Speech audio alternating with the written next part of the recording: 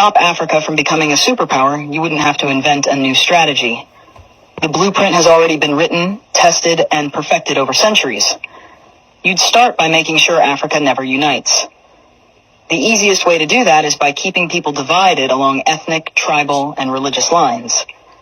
If they ever start working together, remind them of past grievances. Stoke old wounds. Fund separatist movements.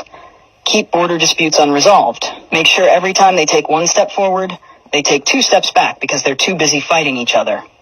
You'd install leaders who serve foreign interests, not their people. Find the most corrupt, the most easily manipulated, the ones who crave wealth and status more than progress. Offer them power in exchange for loyalty. If a leader rises who actually cares about Africa, get rid of them. Assassinate them if necessary. But if that's too messy, just destabilize their government and back a coup. If they talk about nationalizing resources, make an example out of them. If they try to unite Africa, take them out before the idea spreads. You'd keep Africa economically weak by making sure it never industrializes. Let them export raw materials, but never process them themselves. Control the mines, the oil fields, the rare earth minerals. Keep them selling cheap and buying expensive. If a country tries to break free and build its own industries, sabotage it. Place sanctions, destabilize its currency, fund local opposition, crash its economy. If that doesn't work, orchestrate a civil war. People can't build when they're too busy trying to survive. You'd make sure their education system produces workers, not innovators. Teach them history that glorifies their oppressors. Make them think their cultures are primitive. Their ancestors were savages. Their future depends on foreign approval.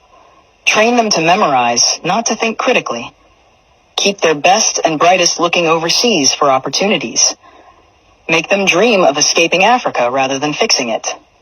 Offer scholarships that take their top minds to the West and never encourage them to return. Let the continent keep training doctors and engineers only for them to go enrich other nations. You'd control their narratives. Own their media.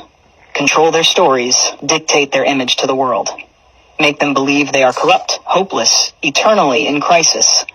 Flood their screens with poverty porn and war zones. Show them charity ads that make them believe they are helpless without foreign aid.